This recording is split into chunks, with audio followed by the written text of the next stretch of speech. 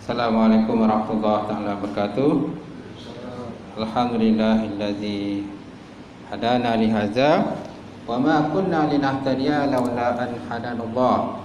Asyhadu an la ilaha illallah wahdahu la syarikalah wa asyhadu anna Muhammadan abduhu wa rasuluh. Allahumma shalli wa sallim ala sayyidina wa maulana Muhammad wa ala alihi wa sahbihi ajma'in. Yang mati silakan tuan-tuan imam, ada dua imam pada malam, dan yang mati pengurusi surau, punya jawatan kuasa surau, sidang jamaah muslimin muslimat mukminin mukminat. Alhamdulillah, kita panjatkan puji tersyukur kepada Allah Subhanahu wa taala kerana dengan limpah penuh rahmat daripada Allah taala kita dapat bersama pada malam ini. Dan kita telah menghampiri pada 1/2 Ramadan ni, tuan-tuan. Kira dah menurunlah. Dulu mendaki kan, mendaki bukit. Sekarang kita dah hampir nak menurun lah itu. Mendata dan nak menurun. Silakan kan. Jadi maknanya kita kena lipat gandakan lagi lah, kan, amalan kita, usaha kita untuk mendapat kepada Allah Ta'ala, bukan untuk mengurangkan lagi. Banyak kalangan kita ni bila dah di hujung Ramadan mengurangkan ibadah, melebihkan buat kuih dan sebagainya, menghias rumah, membeli kelengkapan rumah dan sebagainya. Sepatutnya kita kena banyakkan fokus kepada ibadah kita, kerana Ramadan ni hanya sekali dalam setahun dia muncul, dan tahun depan belum tentu kita akan bertemu Ramadan. Mungkin bertemu, mungkin tak bertemu dan sebagainya, wallahu alam. Sebab ajal maut itu di tangan Allah Subhanahu wa taala saja. Baik.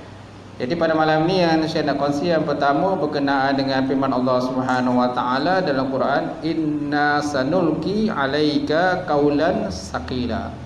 Inna sanulqi alaika qaulan saqila, yang bermaksud sesungguhnya kami akan menurunkan pada kamu perkataan yang berat. Inna sanulqi alaika qaulan saqila, sesungguhnya kami akan menurunkan pada kamu perkataan yang berat. Jadi ayat ini berkenaan dengan kandungan Quran. Kandungan Quran ini diumpamakan satu, ibaratnya seperti satu benda yang berat, berat yang diturunkan kepada baginda Rasulullah sallallahu alaihi wasallam. Kerana dalam Quran ini mengandungi banyak berkenaan hukum hakam. Perkara hukum hakam berkenaan dengan perintah-perintah Allah Subhanahu wa taala dan juga larangan-larangan Allah Subhanahu wa taala. Kenapa saya katakan berat? Kerana ada beberapa cerita atau kisah di mana antaranya ketika Quran diturunkan kepada baginda Rasulullah sallallahu alaihi wasallam dalam peristiwa hadisul ifki. Hadis ifki mana kisah berkenaan fitnah yang berlaku kepada Sayyidatina Aisyah radhiyallahu taala anha, di mana Aisyah telah pun dituduh buat benda yang tak elok lah. Ketika Sayyidatina Aisyah musafir bersama dengan Rasulullah SAW dalam satu peperangan, balik daripada peperangan tadi, mereka tinggal di satu tempat, bermalam dan tinggal di satu tempat, dan entah macam mana kalung atau rantai Sayyidatina Aisyah tu telah pun tercicir. Tercicir ketika dia pergi buang air. Kemudian bila dia cari semula rantainya itu, maka Sayyidatina Aisyah telah pun tertinggal dalam rombongan, mana Nabi dan juga para sahabat telah pun kembali ke Madinah, dan mereka tidak perasan Aisyah telah pun tertinggal. Aisyah telah pun tertinggal. Dan ketika Aisyah seorang diri tertinggal itu, ada seorang sahabat yang bernama Safwan, yang mana Safwan ini ditugaskan biasanya untuk mengambil barang-barang tercicir di dalam rombongan. Kalau ada barang-barang tercicir, maka dia lah yang akan pungut. Dan dia terkejut apabila bertemu dengan Sayyidatina Aisyah. Cuma dia tak cakap apalah. Dia tak cakap apalah. Dan mereka tidak buat benda tak elok. Dan Safwan masa tu dia ada 2 ekor unta. Dan diminta Aisyah naik pada unta, salah satu unta lah. Dan mereka baliklah ke Madinah. Sampai dia Madinah, itu yang berlaku fitnah yang besar antara kepada umat Islam, di mana Aisyah telah difitnah buat benda yang tak elok dengan Safwan. Istilah katanya dituduh berzina lah macam tu. Tetapi tidak ada bukti. Dan Nabi juga kata mendapat nama buruk juga lah.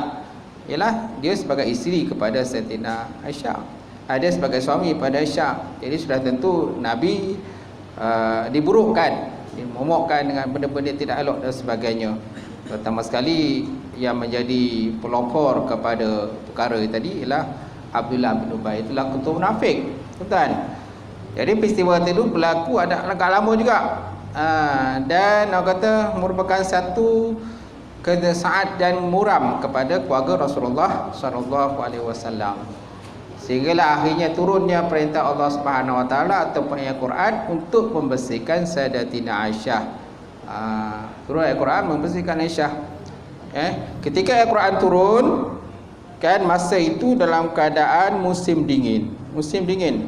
Dan ketika Al-Quran itu turun kepada Rasulullah untuk membersihkan Sayyidatina Aisyah, maka dahi Rasulullah sallallahu alaihi wasallam itu berpeluh.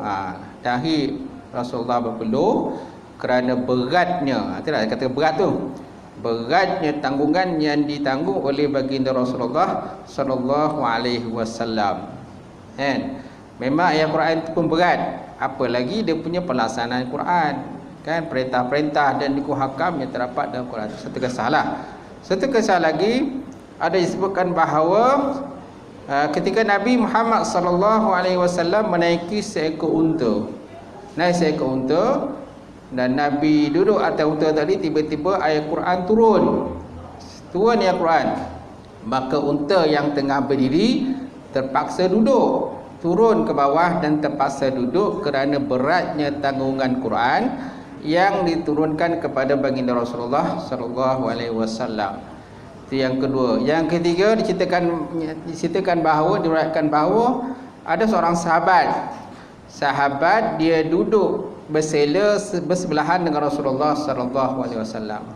Dan peha Nabi itu di atas peha dia. Peha dia kan, mana duduk rapatlah macam tu. Duduk rapat, bertindih dan sebagainya. Jadi peha dia tadi, peha Nabi tadi berada di atas peha dia. Peha sahabat tadilah.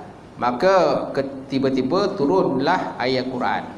Turun Quran dan sahabat tadi, lelaki tadi merasakan dia punya pehanya seperti nak patah.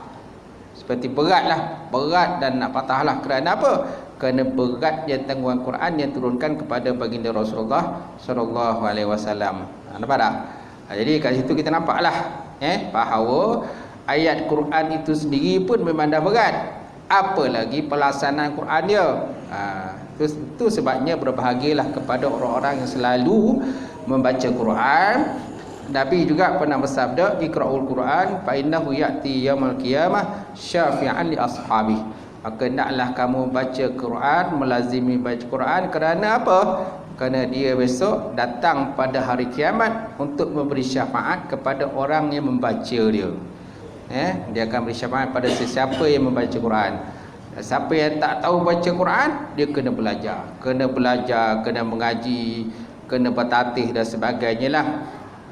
Cuma orang yang belajar sesuatu ilmu agama atau Quran ni ketika usianya telah menjangkau tua, memang susahlah nak dapat berbanding dengan orang yang masih muda. Itu sebabnya para ulama ada menyebutkan bahawa orang-orang yang belajar ketika umur dia sudah tua, mereka diumpamakan seperti menulis di atas batu. Menulis di atas batu. Menulis di atas air. Menulis di atas air. Sedangkan orang yang mengaji ketika usia dia masih muda, maka diumpamakan seperti orang yang menulis di atas batu. Di batu. Kenapa? Kerana kebiasaannya menulis di atas batu tu dia punya kesannya berpanjangan. Kan? Walaupun hujan ribut dan sebagainya, tulisan yang tulis atas batu tu dia tak akan hilang lah. Selagi mana batu tu tak dipecahkan, tak dihancurkan dan sebagainya, maka tulisan tu masih kekal lagi. Berbanding dengan orang yang menulis di atas air. Orang menulis di atas air itu sesuatu huruf yang dia tulis, kadang-kadang tak habis lagi dah huruf tu dah bercantum semula, air dah bercantum semula, air sudah pun bercantum semula, kan? Jadi kat situ kita nampaklah mana kesukaran dia, kepayahan dia untuk belajar ketika usia umur kita dah menjangkau tua lah. Kerana ingatan kita yang semakin lemah, ingatan kita yang mudah lupa dan sebagainya, tapi tetap mendapat ganjaran pahala daripada sisi Allah Subhanahu wa taala. Dan Nabi pun ada menyebutkan bahawa barang siapa yang membaca Quran, barang siapa baca Quran dalam keadaan dia mahir, maka dia akan didamping oleh satu malaikat namanya malaikat kiramal bararah. Dan dia mendapat satu pahala lah, satu ganjaran pahala lah, besar lah maksudnya, walaupun satu tapi ganjaran yang besar. Sedangkan orang yang membaca Quran sedangkan dia tidak mahir, ataupun istilahnya ia takak ni maknanya banyak silap, banyak salah, banyak benda yang nak kena betulkan dan sebagainya, maka dia mendapat dua ganjaran pahala. Dua ganjaran pahala yang tadi mendapat satu ganjaran pahala. Sedangkan orang mahir mendapat satu ganjaran pahala. Orang yang tidak mahir mendapat dua ganjaran pahala. Maksudnya dua ganjaran pahala itu, yang pertama dia ganjaran pahala disebabkan kesukaran dia nak baca Quran, kepayahan dia, kan, banyak silap, salah dan sebagainya yang perlu dibetulkan. Yang kedua ganjaran pahala segi bacaan dia lah. Sedangkan orang mahir dia mendapat satu ganjaran pahala. Cuma kata para ulama, itu bukanlah bermakna walaupun orang yang tidak mahir itu mendapat dua ganjaran pahala, bukanlah bermakna dianya kedudukannya itu lebih tinggi daripada orang yang mahir. Dia kena faham tu. Orang yang mahir tetap mendapat satu kedudukan yang lebih tinggi walaupun dia mendapat satu ganjaran pahala pada sudut itulah, sebabkan kemahiran dia. Tetapi orang yang tidak mahir mendapat dua ganjaran pahala, tetapi ianya juga bukan bermakna orang yang tidak mahir itu lebih tinggi daripada orang yang mahir. Dia kata orang mahir tetap lebih tinggi kedudukannya.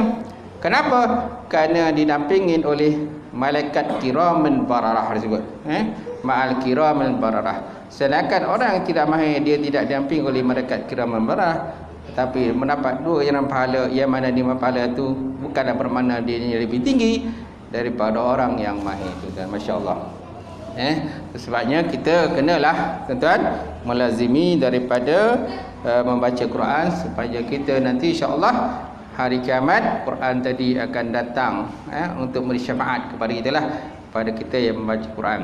Dan Rasulullah sallallahu alaihi wasallam juga menggalakkan kita selalu baca Quran. Dia kata nawwir manazilakum bi qiraatul Quran. Kan, cahayakan rumah kamu dengan bacaan Quran. Cahayakanlah. Mana cahaya ni pada sudut cahaya daripada sudut rohani lah. Kalau daripada sudut jasmani lah, cahaya ni kita pasang lampu rumah kita terang lah dia. Kan, kena pula lampu yang canggih dan sebagainya, kan. Spotlight pula letak lah spotlight. Ustaz, rumah saya Ustaz terang. Rumah saya spotlight. Rumah Ustaz apa yang terang? Tak ada terang pun. Jadi terang itu bukan daripada sudut kata keduniaan. Kalau daripada sudut keduniaan, orang berharta, orang ada duit banyak, dia boleh beli 10 spotlight dalam rumah dia, pasang terang-terang. Tapi orang miskin apa benda dia beli? Jadi maksud dengan terang-benderang ini ialah terang benderang dengan bacaan Quran. Nawwir manazilakum bi qiraatul Quran. Terangkan rumah kamu dengan baca Quran. Supaya nanti besok Quran juga dia boleh jadi hujah bagi kita. Iqra'ul Quran fa innahu ya'ti yaumil qiyamah syafi'an li ashabi. Al-Quran hujjatan laka aw 'alaika. Quran juga jadi hujah bagi engkau dan atas engkau, dia kata. Kerana Nabi kata Quran itu jadi hujah bagi engkau dan atas engkau. Apa maksudnya Quran itu jadi hujah bagi engkau? Dianya akan dapat membela engkau kalau kamu mengamalkan Quran. Kita baca Quran dan kita bertadabbur Quran dan kita mengamalkan Quran tadi dan beramal ikhlas kerana Allah Subhanahu Wa Taala, Quran tadi bagi berhujah bagi kita lah, dia bela kita. Tapi kalau kita malas baca Quran ataupun kita baca Quran tapi tidak mengamalkan Quran, kita menyeleweng daripada Quran dan sebagainya, itu Quran pula berhujah atas kita. Itu sebab Nabi kata Quran hujatan laka au alaika, Quran itu berhujah bagi engkau ataupun atas engkau. Yang kita takut tu dia berhujah atas kita. Bukan berhujah nak bela kita, tapi dia berhujah menghentam kita dan sebagainya. Itu kita takutlah. Kita takutkan. Jadi sekarang itulah tuan-tuan apa yang dapat kita kongsikan pada malam ini. Mudah-mudahan dengan sedikit perkongsian dapat bermanfaat pada kita bersama, insya-Allah. Sekian, assalamualaikum warahmatullahi taala wabarakatuh.